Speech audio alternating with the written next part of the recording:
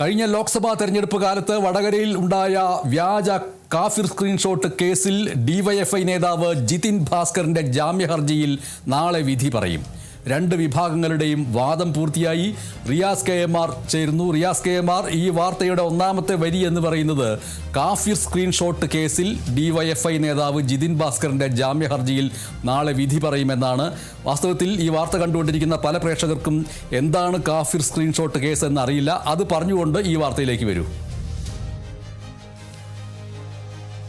വടകര ലോക്സഭാ മണ്ഡലത്തിൽ പ്രധാനമായും LDF സ്ഥാനാർത്ഥി കെ ശൈലജ ടീച്ചർക്കെതിരെ പ്രചരിച്ച ഒരു കാഫിർ സ്ക്രീൻഷോട്ട് ഉണ്ടായിരുന്നു. കെ ശൈലജ കാഫിറാണ്, അവർക്ക് വോട്ട് ചെയ്യരുത് എന്ന രീതിയിലാണ് ഒരു സ്ക്രീൻഷോട്ട് പ്രചരിച്ചിരുന്നത്. എന്നാൽ അത് ഷാഫി പറമ്പിൽ നമ്മുടെ ഒരു ചെറുപ്പക്കാരനാണ്, കാഫിറായ മറ്റേത് സ്ത്രീക്ക് വോട്ട് ചെയ്യരുത് എന്ന തരത്തിലായിരുന്നു അത് പ്രചരിച്ചിരുന്നത്.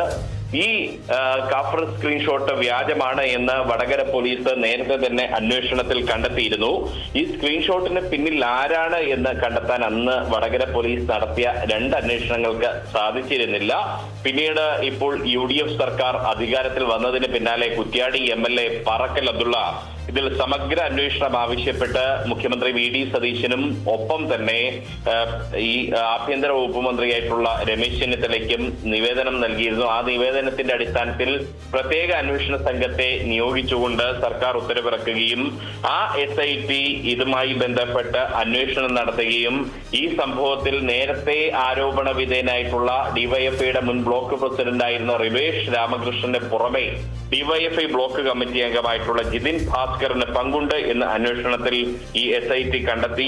അതേ തുടർന്ന് ജിതിൻ ഭാസ്കറിനെ SIT അറസ്റ്റ് ചെയ്യുകയും ചെയ്തു. ജിതിൻ ഭാസ്കർ ഇപ്പോഴും റിമാൻഡിൽ കഴിയുകയാണ്. അതിനിടെയാണ് ജിതിൻ ഭാസ്കർ ഈ കേസിൽ ജാമ്യാപേക്ഷ സമർപ്പിച്ചിരുന്നത്.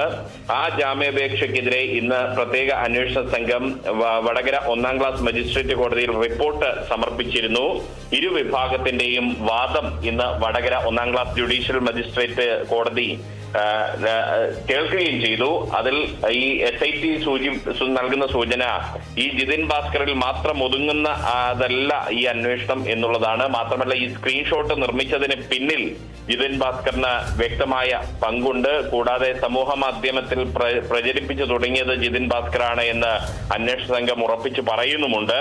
എന്നാൽ സ്ക്രീൻഷോട്ട് നിർമ്മിക്കാനും പ്രചരിപ്പിക്കാനും ചില ഉന്നതരുടെ പ്രേരണയോ പിന്തുണയോ ഉണ്ടായിട്ടുണ്ടാകുമെന്ന നിഗമനവും അന്വേഷണ സംഘത്തിനുണ്ട്. അതുകൊണ്ട് തന്നെ ഈ ജാമ്യാപേക്ഷയെ എതിർക്കുകയാണ് അന്വേഷണ സംഘം ചെയ്തത്. അതുകൊണ്ടാണ് ഈ ജാമ്യാപേക്ഷ അതിൽ വിധി പറയുന്നത് നാളത്തേക്ക് വടകര 1ാം ക്ലാസ് മജിസ്ട്രേറ്റ് കോടതി മാറ്റിവെച്ചിരിക്കുന്നത്. ശരി, കാഫിർ സ്ക്രീൻഷോട്ട് കേസെന്നും വ്യാജ കാഫിർ സ്ക്രീൻഷോട്ട് കേസെന്നും വിശേഷിപ്പിക്കപ്പെടുന്ന ഈ കേസിൽ ഡിവൈഎഫ്ഐ നേതാവ് ജിതിൻ ഭാസ്കറിന്റെ ജാമ്യ ഹർജിയിൽ നാളെ വിധി പറയാൻ പോകുന്നതിന്റെ വിശദാംശങ്ങൾ നൽകുകയായിരുന്നു റിയാസ് KM R.